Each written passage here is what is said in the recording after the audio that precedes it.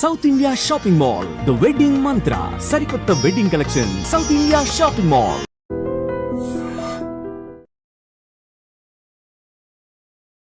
Welcome to iDream media. So బేసికల్గా BP అనేది ఒకప్పుడు లెవెల్స్ వేరే ఉండేది, ఇప్పుడు మారిపోయాయని చెప్తూ ఉన్నారు. అయితే అసలు బీపీ లెవెల్స్ ఎంత ఉండాలి, బీపీ ఉన్న వాళ్ళు తీసుకోవాల్సిన జాగ్రత్తలు ఏంటి, న్యాచురోపతి దీని గురించి ఏం చెప్తుంది, వివరాలు తెలుసుకుందాం. మనతో పాటు ఉన్నారు ప్రముఖ న్యాచురోపతి వైద్యులు డాక్టర్ జ్యోత్స్న పులిపాటి గారు.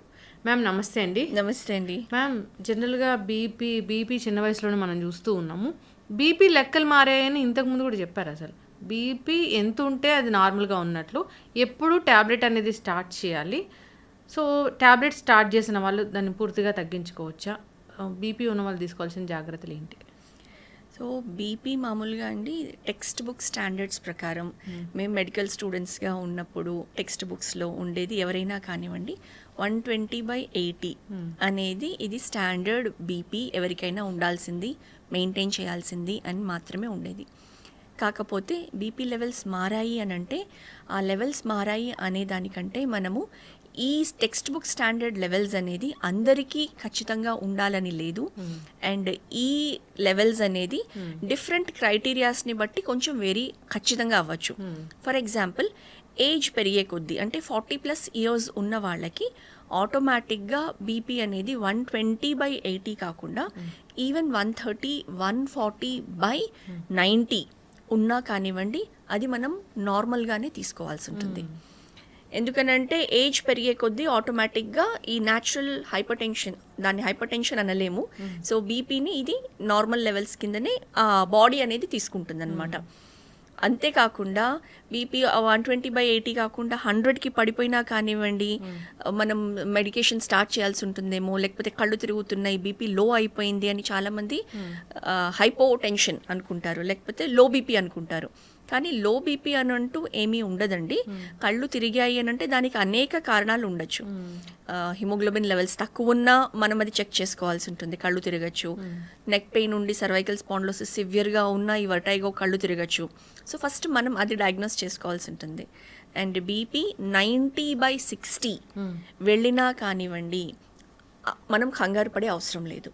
అంటే డిఫరెంట్ కండిషన్స్లో 90/60 దాకా కూడా వెళ్ళొచ్చు. అంతకంటే కిందకి వెళ్తే మాత్రం ఖచ్చితంగా మనం జాగ్రత్తలు తీసుకోవాలి. సో బీపీ అనేది ఒక నంబర్ కాదు, అదొక రేంజ్ కింద మనం తీసుకోవాల్సి ఉంటుందండి. అంటే ఇప్పుడు 140/90 ఉన్నా కానీ బీపీ ఉన్నట్లు కన్సిడర్ చేయమా? అంటే 40+ ఇయర్స్ వాళ్ళైతే. అదే కొంచెం 40 బిలో వాళ్ళకి 140/90 అని అంటే కొంచెం బీపీ బార్డర్ లైన్లో ఉన్నది అన్నట్లే మనం కన్సిడర్ చేయాల్సి ఉంటుంది. అయితే మ్యామ్, బీపీ వచ్చిందంటే ట్యాబ్లెట్ రాస్తారు. ఇప్పుడు 130 ఉన్నా కానీ ట్యాబ్లెట్స్ రాస్తారు అనుకుంటా కదా? అంటే 130 ట్యాబ్లెట్ రాసే ముందు ఒకటండి, మనము బీపీలో బిఫోర్ మెడికేషన్ స్టార్ట్ చేసే ముందు ఫస్ట్ రీజన్ ఫర్ బీపీ, ఏమైనా కిడ్నీ ఇష్యూస్ ఉన్నాయా, లేకపోతే ఏమైనా కార్డియాక్ ఇష్యూస్ ఉన్నాయా అన్నది ఫస్ట్ మనం చూడాల్సి ఉంటుంది. అది డయాగ్నోజ్ అయిన తర్వాత ఈ బీపీ అనేది మనము ఫస్ట్ రెగ్యులర్గా చెక్ చేయాల్సి ఉంటుంది మెడికేషన్కి వెళ్ళబోయే ముందు.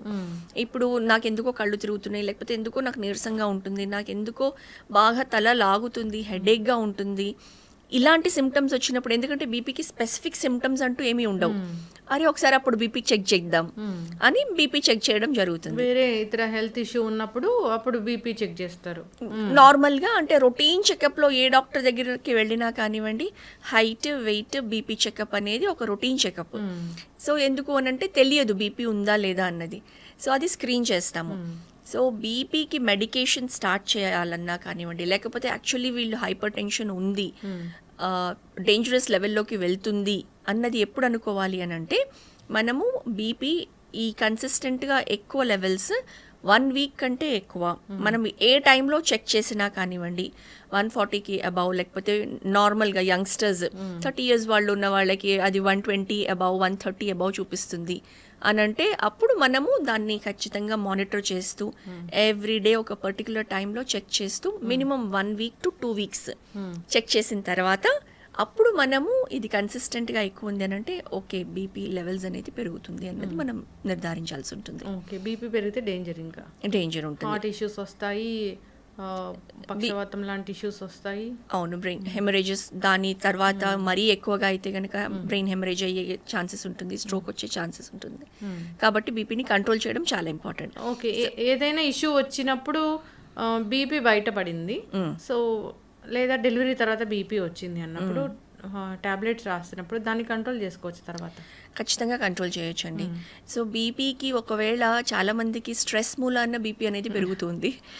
సో స్ట్రెస్ ఎక్కువై, లేకపోతే నిద్రలేమి ఉన్నా కానివ్వండి, లేకపోతే డయట్లో ఎక్కువ సోడియం రిచ్ ఫుడ్స్ తీసుకున్నా కానివ్వండి, బీపీ అనేది పెరుగుతుంది. సో ఇది టెంపరీగా పెరిగిందా లేకపోతే కన్సిస్టెంట్గా పెరుగుతుందా అన్నది ఫస్ట్ మనం డయాగ్నోస్ చేస్తాము. ఒకవేళ ఎవరికైనా కానివ్వండి బీపీ అనేది ఎక్కువ ఉంది, మోర్ దాన్ 140 ఉంది అని అంటే కనుక ఫస్ట్ మెడికేషన్ స్టార్ట్ చేసే ముందు న్యాచురోపతి ప్రిన్సిపల్స్ ప్రకారం లైఫ్ స్టైల్ చేంజెస్ అనేది మనం ఖచ్చితంగా తీసుకురావాలి. సో లైఫ్ స్టైల్ చేంజెస్ ఎప్పుడైతే తీసుకొస్తామో అందులో భాగంగా స్ట్రెస్ కంట్రోల్ చేయడానికి ఫస్ట్ ప్రాపర్గా స్లీప్, కనీసం 7 to 8 hours ఆఫ్ స్లీప్ అనేది చాలా ఇంపార్టెంట్ అండి. హాయిగా పడుకోవడము, ఏమాత్రం స్ట్రెస్ని తీసుకోకుండా, స్ట్రెస్ లేకుండా ఎవరం లేము కానీ ఒక లిమిట్ వరకు, అది మన హెల్త్ని ఇంపాక్ట్ చేసేంత మనం తీసుకోకూడదు. సో కొన్ని practices like meditation. So meditation అని అంటే అర్ధగంట గంట కూర్చొని చేయనవసరం లేదండి. టు స్టార్ట్ విత్ ఈవెన్ 2 minutesతో బిగిన్ చేసి ప్రశాంతంగా కళ్ళు మూసుకొని శ్వాస పైన ధ్యాస, లేకపోతే ఇష్ట దైవారాధన చేసుకుంటూ, లేకపోతే ఏదైనా మంత్ర చాంటింగ్ చేసుకోవచ్చు, సింపుల్ ఓంకార చాంటింగ్ చేసుకుంటూ, బేసిక్గా ఏంటంటే థాట్స్ని మనం కంట్రోల్ చేసుకుంటూ మెడిటేషన్ చేసినప్పుడు ఆటోమేటిక్గా బాడీ అండ్ మైండ్ అంతా కూడా రిలాక్స్ అవుతుంది. అలా రిలాక్స్ అయినప్పుడు ఖచ్చితంగా 10-20 degrees ఈజీగా అప్పటిదప్పుడే బ్లడ్ ప్రెషర్ అనేది తగ్గుతుంది. సో మెడిటేషన్ ప్రాక్టీస్ 2 minutes నుంచి బిగిన్ చేసి 5 minutes, 10 minutes, 15 minutes ఎంత వీలైతే అంత ఆన్ డైలీ బేసిస్ ప్రాక్టీస్ చేస్తే దాంతో కూడా బీపీ కంట్రోల్ అవుతుంది. ఓకే, అసలు డయట్లో సోడియం తగ్గించి పొటాషియం ఎక్కువ ఉన్న ఫుడ్స్ తీసుకుంటే గనక అది కూడా బీపీని తగ్గించడానికి హెల్ప్ చేస్తుంది. ఓకే, లైక్ సోడియం అధికంగా ఉన్న ఫుడ్స్, సాల్ట్, ఎక్కువ సాల్టీ ఫుడ్స్, సాల్ట్ బిస్కెట్స్ కానివ్వండి, మన జంక్ ఫుడ్లో ఉండే చిప్స్, లేకపోతే బేకరీ ఫుడ్స్ కానివ్వండి, పచ్చళ్ళు, ఇలాంటి వాటిల్లో మనం అధికంగా సాల్ట్ వేస్తాం ప్రిజర్వ్ చేయడం కోసం.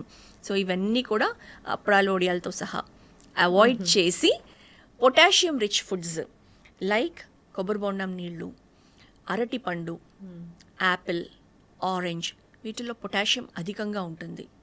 డ్రై ఫ్రూట్స్ లైక్ వాల్నట్ కానివ్వండి, వేరే డ్రై ఫ్రూట్స్ ఏవైనా వాటిల్లో కూడా పొటాషియం అధికంగా ఉంటుంది. మన ఆకుకూరలు లైక్ పాలకూర, టొమాటోస్, కీరా దోసకాయ, వీటన్నిటిలో కూడా పొటాషియం అధికంగా ఉంటుంది. సో ఇలాంటి ఫుడ్స్ కన్జ్యూమ్ చేసుకుంటే బీపీ అనేది కంట్రోల్లోకి వస్తుంది ఖచ్చితంగా. ఎస్. సో వాకింగ్, ఇలాంటి జాగ్రత్తలు అంటే ఏం చెప్తారు? సో వాకింగ్ చేస్తే బీపీ కంట్రోల్లో ఉంటుంది. ఇంకా జాగ్రత్తలు అంటే ఏం చెప్తారు అసలు బీపీ ఉన్న వాళ్ళకి? బీపీ ఉన్న వాళ్ళకి జాగ్రత్తలు, బీపీ ఉన్న వాళ్ళు ఖచ్చితంగా ఎవ్రీడే ఒక 30 to 45 minutes ఎక్సర్సైజ్ అనేది చేయాల్సి ఉంటుందండి. ఎందుకనంటే బ్లడ్ ప్రెషర్ ఎక్సెస్ ఉన్నప్పుడు మన వాసో డైలటేషన్ చేసినప్పుడు, ఎక్సర్సైజ్ చేసినప్పుడు ఇంక్రీజ్డ్ బ్లడ్ ఫ్లో ఉంటుంది, తర్వాత బ్లడ్ వెజల్స్ అనేది డైలేట్ అవుతాయి. అండ్ దెన్ ఇలా ఎక్సర్సైజ్ చేసినప్పుడు ఒకటి వెయిట్ అనేది ఐడియల్ వెయిట్ కేటగిరీలో ఉండడం ఇంపార్టెంట్. ఒకవేళ ఓవర్ వెయిట్ ఎవరైనా ఉన్నారనుకోండి ఖచ్చితంగా వెయిట్ తగ్గాల్సి ఉంటుంది. And walking or any other exercise 30 to 45 minutes ఖచ్చితంగా చేస్తే దాంతో కూడా బీపీ అనేది కంట్రోల్లోకి వస్తుంది. ఓకే, ఎస్, ఖచ్చితంగా మ్యామ్. సో అయితే జనరల్గా ఈ బీపీ బార్డర్ లెవెల్లో ఉంది, సో ట్యాబ్లెట్స్ ఇంకా రాయలేదు, ప్రిస్క్రైబ్ చేయలేదు అన్నప్పుడు సో ఎవరైనా న్యాచురోపతి డాక్టర్ని కలిస్తే అసలు దీన్ని ఎలా తగ్గిస్తారు? సో న్యాచురోపతి డాక్టర్ని మనం సంప్రదించారనుకోండి, ఫస్ట్ వాళ్ళ లైఫ్ స్టైల్ ఎలా ఉందో మనం అసెస్ చేస్తాము.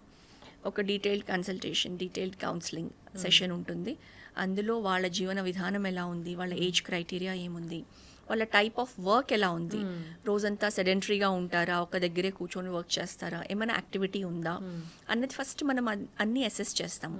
దాని తర్వాత ఏమైనా అవసరం అయితే కనుక మనకి ఎనీథింగ్ సెకండరీ హైపర్ టెన్షన్ అంటాం అనమాట, కిడ్నీ డిసీజెస్ కానివ్వండి, ఇందాక మనం అనుకున్నట్లు ఇంకా ఏదైనా కార్డియాక్ ప్రొఫైల్ చేయించాల్సి వస్తే కనుక ఒక బేసిక్ ఇన్వెస్టిగేషన్ అవసరమైతే మనం చేయించాల్సి ఉంటుంది. సో అది అసెస్ చేసిన తర్వాత ఫస్ట్ మనము డైటరీ చేంజెస్ అండ్ ఎక్సర్సైజ్లో యోగా ఆర్ వాకింగ్ మనము వాళ్ళకి ఏది వీలైతే అది ఇంట్రడ్యూస్ చేస్తాము. చేస్తూ మనం మానిటర్ చేస్తాము బీపీని ఎవ్రీడే. లేకపోతే వాళ్ళు దూరంగా ఉన్న వాళ్ళైతే కనుక వాళ్ళ దగ్గరే బీపీని మానిటర్ చేసి రికార్డింగ్స్ ఖచ్చితంగా ఎవ్రీడే పర్టికులర్ టైం పొద్దున్న 8 AM మనం రికార్డ్ చేస్తున్నాము. ఎవ్రీడే 8 AM ఎంత ఉంది బీపీ అండ్ ఆ ప్రోగ్రెస్ ఎలా జరుగుతుంది అని మనం ఒక రికార్డ్ మెయింటైన్ చేసి ఆటోమేటిక్గా మనం ఎప్పుడైతే చేంజెస్ తీసుకొస్తామండి బీపీ ఫ్లక్చుయేషన్స్ కూడా అవుతూ ఉంటాయి. ఒకసారి ఎక్కువ చూపిస్తుంది, మళ్ళీ మేబీ మధ్యాహ్నం చూస్తే గనక కొంచెం నార్మల్గానే చూపిస్తూ ఉంటుంది, మళ్ళీ సాయంత్రం కొంచెం ఎక్కువ అవ్వచ్చు. సో ఎలా ఫ్లక్చుయేట్ అవుతుంది అన్నది ఇవన్నీ కూడా అబ్జర్వ్ చేసి ఆ తర్వాత మనం ఈ లైఫ్ స్టైల్ చేంజెస్ తీసుకొచ్చి ఖచ్చితంగా వాళ్ళని మెడికేషన్కి వెళ్ళాల్సిన అవసరం లేకుండా నేచర్ క్యూర్ వైద్య విధానంతో మనం వాళ్ళని ఈ లైఫ్ స్టైల్ మేనేజ్మెంట్తో వితౌట్ మెడికేషన్ కంటిన్యూ అయ్యేటట్లు మనం చేయగలుగుతాము. ఓకే, అంటే బాగా బీపీ ఉన్న వాళ్ళని కూడా తగ్గించవచ్చా? ఇప్పుడు బాగా బీపీ ఉన్న వాళ్ళు అంటే ఆల్రెడీ వాళ్ళు మెడికేషన్ పైన ఉండి ఉంటారండి.